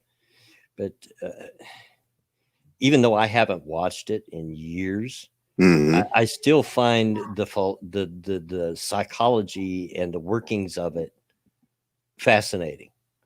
I just, and even more so back in the territory days than now. because even though different companies spring up now and again and keep trying to, overtake or give some competition to the WWE, they never get far enough to really make a dent. And so the days of the territories, I'm afraid, are long, long gone, which is a shame, because there were some really great storylines and really great wrestlers that came out of the territories. Oh man. It just back in the early days of cable, you could catch like I might flip over and watch the WCCW over in Texas with the Von Erichs. And when they was down there in Dallas, like, which is not too far from me. Yeah, and and then flip over and watch Lawler on Mid-South, and then flip over and watch the UWF, which was later absorbed into the NWA. But the UWF, that's where JR got his start. Sting, Rick Steiner, Ted DiBiase, a lot of Hacksaw Jim Duggan, a lot of big names got their start over there. They had some great programs. And then might flip up and watch Calgary up in Canada, watch their wrestling. I know back then there were a whole lot of like organizations around, things like that, because they all had like their different areas of doing things, like They covered different areas, and their philosophies were slightly different than others, because like back during the Monday Night Wars between WWF and the WCW, their wrestling wasn't the same. The style of WWE wrestling was different than the WCW. There were slight differences in the way that they put on their programs and the way that they wrestled. And you would find that around the territories, and back in the early territory days, a wrestler could come from this territory, go over to this one, do, a few weeks run, and come back, do a different storyline. He might be a heel in his home territory, but he's a face over in this one because you didn't see it because it was out of your area.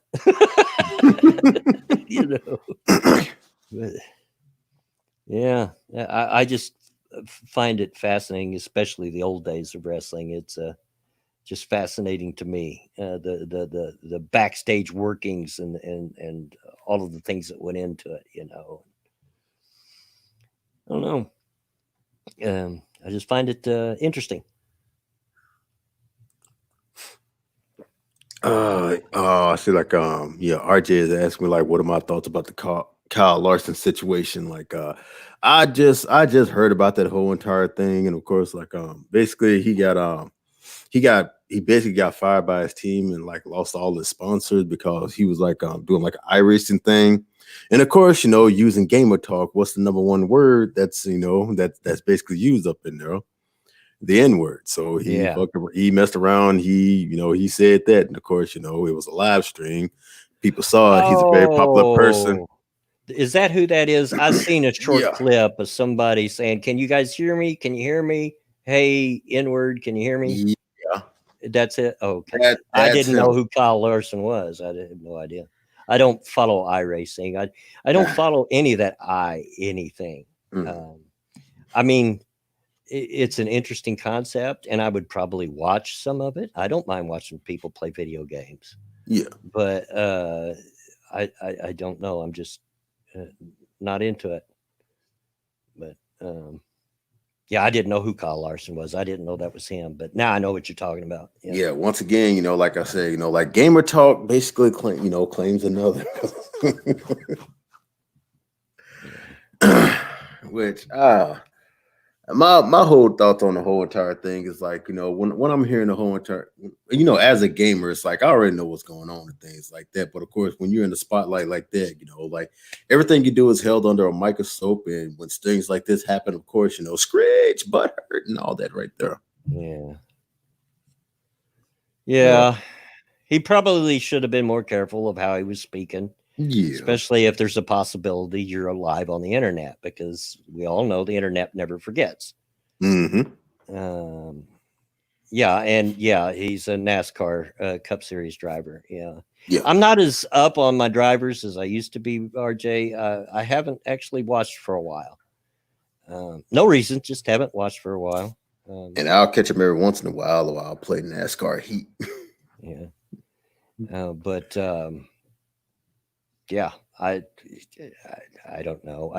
I can understand both sides of it. You know, it was a sort of innocent mistake. You know, he probably should have known better and been more careful, but it was, you know, he didn't do it knowing that they were live. I mean, you could tell by his reaction, he didn't know they were live. Yeah. But I also understand his team's point of view that that's bad publicity in today's political climate. Yeah. So, and it is a business. So I get it. And here's my thing about this whole entire thing, you know, surrounding the dreaded N word. You know, if black people, you know, were so offended by that word, why haven't we stopped using it?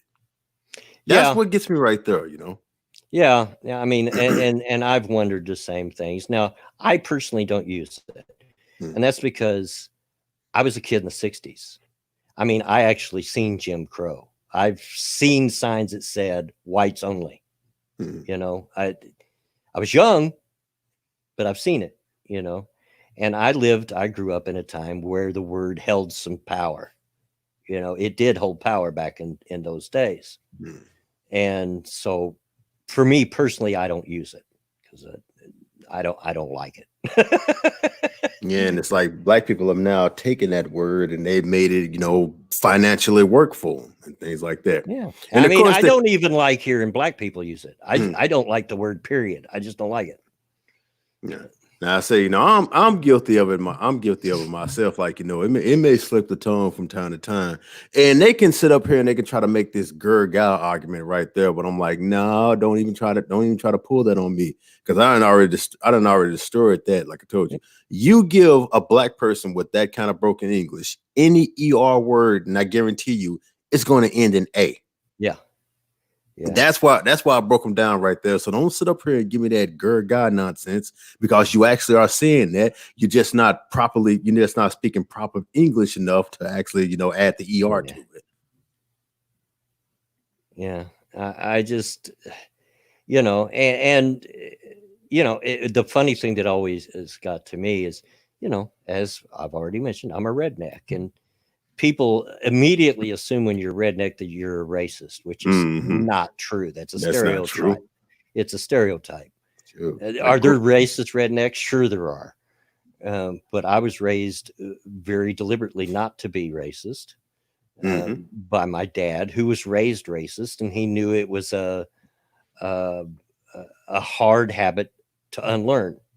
Because, you know, you're taught it. You're not naturally that way. But anyway, so here you would think with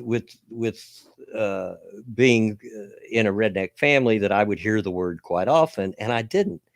But then my ex-son-in-law, Mama Minnie's first husband, was black, and we'd go around his family, and it would just be like every other word. Like, oh my God. and that's the trip right there. Well, we felt a little out of place anyway, because here we are, the only white folk in this big, you know, there'd be a party, like somebody's birthday party or something, and we're the only white folk there. So we're feeling a little out of place because we feel like everybody's staring at us. That's like me in Rochester.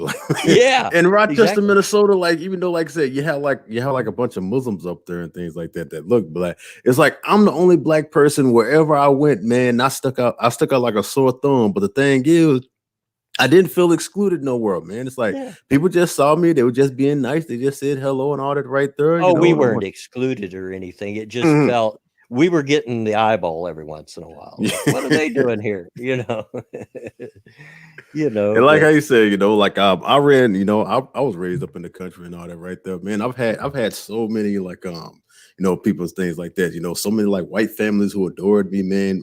You know, white people, black people, Indian, Hispanic, and things like that. I had everything, but stuff like I had like a family in every race except for Asian family. Yeah, because they love me so much. But yeah, I mean, people are people. It's just the way it is. People don't matter what color they are, what their background is, what their religion, what their politics are. People are people, and shoot, I've had friends. I even had an Eskimo friend once that had moved to Indiana from Alaska.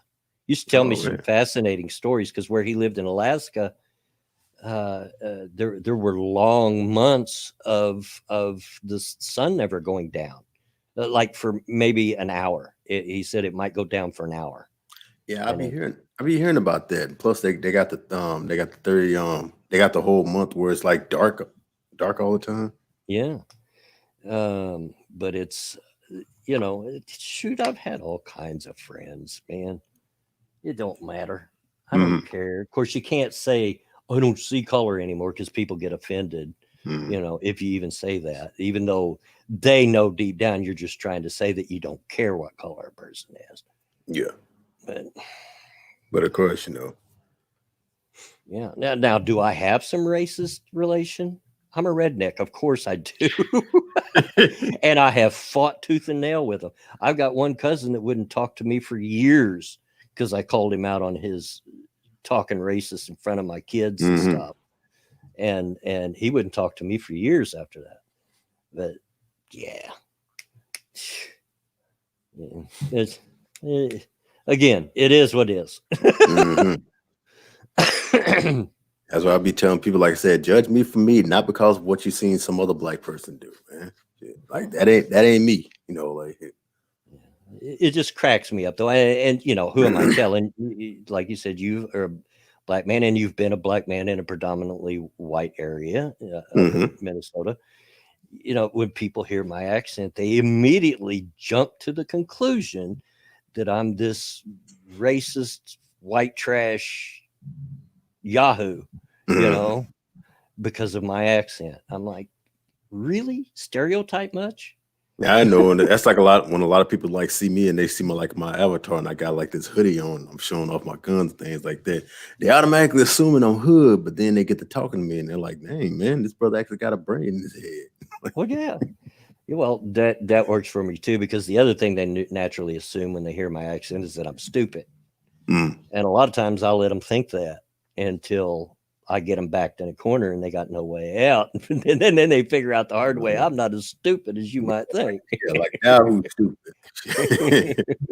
Yeah, but as far as like when it comes like in gaming and things like that, it's like I already know it's like it's part of like the gamer talk. Like it could change up. It could change up like a little bit and things like that. Like where people aren't saying it as much, and a lot of people basically we really need to get out of this snowflake generation where everybody's just offended about anything and everything. But so long as it gets some attention, they're going to keep on doing it. I mean, I've been a gamer since they had flippers and silver balls, since pinball, and I've been in a lot of situations. I've been gaming online, like on the Xbox and stuff, and like be playing Call of Duty, and there's some 11-year-old kid who's not even from America. He's got a German accent. And he's calling everybody the N-word. You know what I mean? I don't, like I said, I don't particularly like it, but if it gets on my nerves, I know how to turn it off. Yeah. Of course, the PC police who wants to goddamn,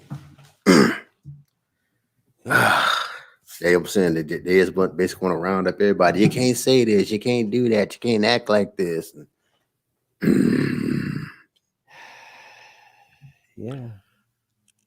Unfortunately, they haven't figured out what some of us have figured out is finding the off button is really easy. If this TV show offends you, turn it off. Don't watch it. Don't watch it. Yeah, that's how I am. If I don't like it, I don't watch it. It's like I'm not going to sit up here and try to find something about this thing. Like, like I hate this TV show, but I got to sit up here and I got to watch it just to see what I don't like about it even more. So, like, no.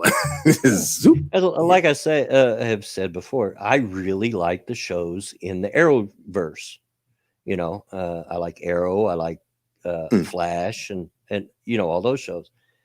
I don't like Supergirl, and it's connected to the Arrowverse because Supergirl's just way too in your face, pushy feminist for my taste. Yeah, I've been hearing about it. It's like I ain't even. The way Scribe used to talk about it, I'm like, I don't think I'm gonna.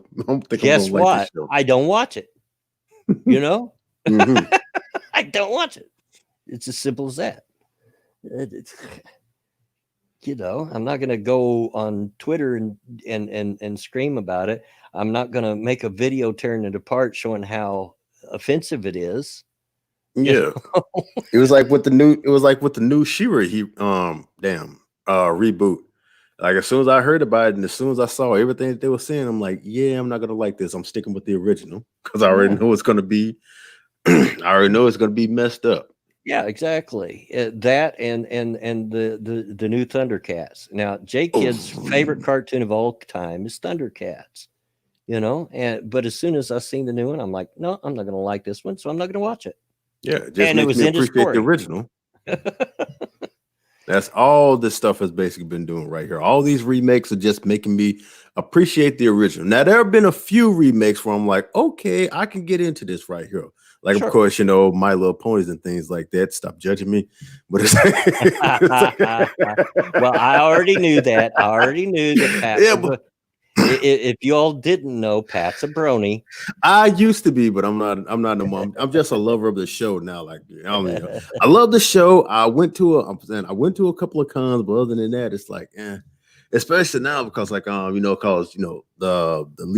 lead voice actor, Tara Strong, she's a diehard liptard, and God, boy, that woman has went off the dang rails. But like I said, between that, it was like they did like a remake of The Hills Have Eyes. I liked it that right there. The Last House on the Left. I actually like that one. So it's like some of these are real like hit or miss, but lately it's been like they've been doing like a lot of these remakes. You can find a good remake. Yeah. You can. It's not often. The statistics are against it because usually remakes suck, but you can. And I like the remake of The Hills Have Eyes as well. I like the original. I like the new one. Different origins. Yes, like I've not seen the remake of The Last House on the Left. The original was enough for me. Yeah, like the original is like it's still the best because the original is like the goriest and the more like. Well, it's not a show that I could put on my constant rotation because it makes me feel uncomfortable every time I watch it. And of course, they had like that remake of I Spit on Your Grave. Oh, and of course, if you remember that show right there, that one's even worse. The way I think about it is like when it comes to like both of them, it's like the first half or like the rape scenes and things like that. I give that up to the original because the character, the person that they had like do that character, Camille Keaton, she wasn't afraid to be like all nude and naked and like in front of the camera and things like that, where they basically showed like everything. Where in the remake, the character was basically shy. But in the remake, man, like the revenge scenes, like how she got back at him and things like that, it was the most like, God, it was really graphic. Like she got back on them hard compared to like in the original where they didn't have much to work with. Yeah. I enjoyed those shows, but they're not something that I'm going to watch often. Yeah, because they just made me feel uncomfortable. There's it's a French show that I watched some time ago that I caught on Netflix. I don't know if it's still on Netflix, but it was at the time, called Irreversible. And it was an interesting. I've seen that show. Interesting concept. It actually went backwards. The story went backwards. And it started at the end and went backwards to the beginning. And if you've watched it, like you say there's a rape scene there that is one of the most brutal, most uncomfortable rape scenes I've ever seen in my life. I enjoyed the show, but I've only watched it once. I don't feel the need to watch it again. It was brutal. Lord. Yeah, and the person that they got to do like that scene right there, like Monica Bellucci, is like she's been in a lot of movies like that where they kind of get like a little cringy, and she's also another one that's not afraid to like bear it all for the camera. But yeah, I remember that scene right there too. I'm like, God. I was watching it and I was literally grimacing. I was getting that grimace on my face and pulling my legs up in the chair like, oh God, Lord, have mercy. My gosh. But yeah, it was a tough one, and it was, and it was a little bit hard movie to watch too, because it was the copy I watched was subtitled, so because it is a French movie, but yeah, interesting concept though. I mean, to start at the end and go backwards. Yeah, which was weird for me. It was weird, and it took a little while to get used to it, to catch on to what was happening, because they didn't really make that clear that they're jumping back in time. You had to kind of catch on to it, but once you did, it was enjoyable. It was not a bad movie. I'm not opposed to movies that have subtitles. I'll watch them if they're good. If they're good, yeah, they got some Netflix got some good foreign films on there that that I've been able to find. Yeah, there's one horror film that I have personally recommended often that's German, and it's subtitled, and it's called Steakland. I haven't Steak as in, a wooden steak. It's a vampire apocalypse movie. It's like the end of the world, but what ended the world was vampires, kind of thing. And it's now there's a second one out, and I hear that it doesn't have very good ratings. I haven't seen it personally, but the first one is I enjoyed quite a lot, and it was subtitled. I had to check it out just to see if it's still on. Yeah, I did enjoy it. It was a refreshingly different take on the whole vampire mystique, thing. Because the last thing I watched about vampires was the Castlevania Netflix series, and that was I cannot wait till the next one to come out, which is probably going to be like sometime next year. Yeah, I don't know. So I'm just imagining like that's going to be like, especially after this whole entire thing that went down with One Angry Gabriel getting mad at Alucard being bisexual and stuff, and it's like it was a tame scene compared to what Lenore and Hector were basically doing. Like it's like they basically made it hentai. Yeah, I hadn't watched it. I have tried. I seriously have tried to find an anime version of anything that I could get into, and I just can't. I've gave several of them a chance. Because I love Godzilla. I mean, even the old campy Japanese Godzilla movies, I loved them. But there was a Godzilla anime, and I'm like, no. No, I don't like this. Well, if you can, try Robotech. That's back in the day. Yeah, but yeah, I don't know. Speaking of Netflix, though, have you caught the yeah. my brain just went dead. The documentary of gosh darn it, my brain just went dead. Little old band from Texas. That was their nickname. ZZ Top. Yeah, ZZ Top. I had mentioned it before. Have you watched it yet? I have not. Gotten a hold of it yet, but it's on my K. Yeah, or whatever they call that. On your queue. Yeah, Q. Very good, especially if you like ZZ Top. It's one of the better rock documentaries I've seen, and I've seen a lot of them. Because rock and roll has played such a big part in my life, I tend to watch a lot of those documentaries, and this is one of the better ones. It's really, really good. They were that classic Southern rock. Yeah, well, they had a style of their own. It was kind of hard to pinpoint exactly what ZZ Top were. Yeah, often as not, they got classified as Southern rock, but they were so bluesy, especially the early stuff, and just. They were their own thing, They were just had a style all their own. There's not. You knew a ZZ Top song the minute it come on. I mean, you just knew because they had their own style. But very good documentary. I highly recommend it to anybody that likes the band. You'll enjoy it. Yeah, like I said, basically, growing up around a whole lot of like rednecks myself, I already got my fair share of like, people like ZZ Top, the Eagles, Pink Floyd, and all them right there. So I could talk That's- forever about rock and roll. yeah, that's why I said I got like this loving for different genre of music. Like a lot of people sit up here like they'll like turn on a song right there and they'll be surprised that I actually know that. How you know that song? Like what do you think I am? I have a very varied, wide taste in music. Mhm. It's mostly rock and roll. If I have my druthers, most times it's not. I'm going to sit down and listen to rock. Yeah. But I do enjoy a lot of other genres of music. I like classical. My favorite composer is Tchaikovsky. Mhm. I like big band music, like Benny Goodman and the big band music out of the 30s and 40s. That I love that. Love bluegrass, of course I do. Love bluegrass. I went through my country phase, not real huge on country, but some of it's okay, which is odd.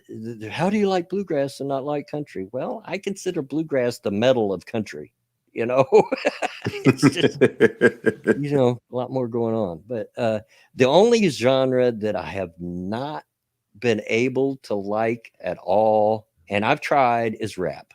And I just can't. I can't find anything about it that I like.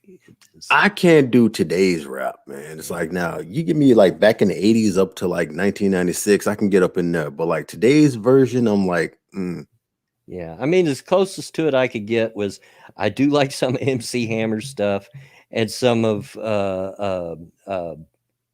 he's an actor now, Smith. What's his name? He was teamed with DJ Jazzy Jeff. Will Smith. Will Smith stuff. Boy, my brain's really failing me today. My gosh.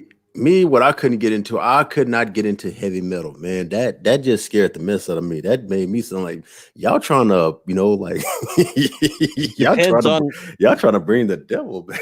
It depends on the genre of metal because there's a lot of different genres of heavy metal. Yeah, like they're trying to make a sacrifice or something. Not a big fan of death metal for the most part. There's some of it that's okay. And some of that gets a bad rap. It's really not, the subject matter is not about what you think it is. Like people used to talk about Black Sabbath all the time being devil worshippers and blah, blah, blah. I like Black Sabbath. But if you really listen to their lyrics, it's not about that. It's not about that at all. In fact, when they're talking about Satan in most of the songs that they talk about him, it's in a way of that's somebody to be avoided.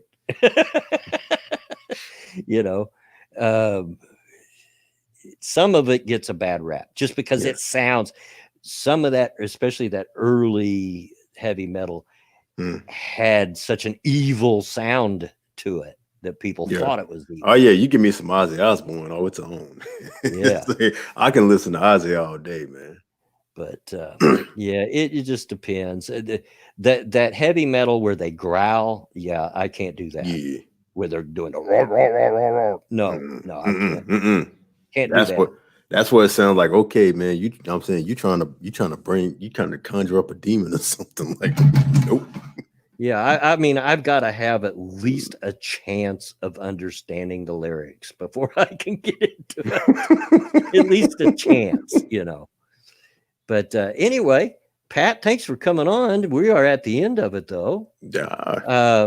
Most everybody's already left, I assume, to go watch Monkey, which is perfectly fine. That's cool. I understand. I get it. And no hard feelings. If you happen to come back and listen to the end of this guy, no hard feelings. None at all. But catch the replay. Yeah. This is the part of it where I always thank the chat. Thanks for coming out. Thanks for you, those that have hung out to the end. And thanks for hanging out with us and spending a part of your day. Thank you, Pat, for coming on short notice. Anything you want to shout out? Just like tomorrow, I should have like my new video on Psycho Rick that's basically coming out. That's going to be showing my Felissa Rose shout out, and plus it's going to be a video about her as her role as Angela in the movie Sleepaway Camp. So I'm gonna be bringing that out tomorrow. There you go. That sounds good. as for me, there'll be a Redneck Radio on Thursday at 2:30 Eastern Daylight Time, or at least I at this point I plan for there to be. And so look for that. But anyway, as I said, we are at the end of it. Time has run out. My voice is starting to give, so I got to get out of here. But until then, get out of my yard. Bye, everybody.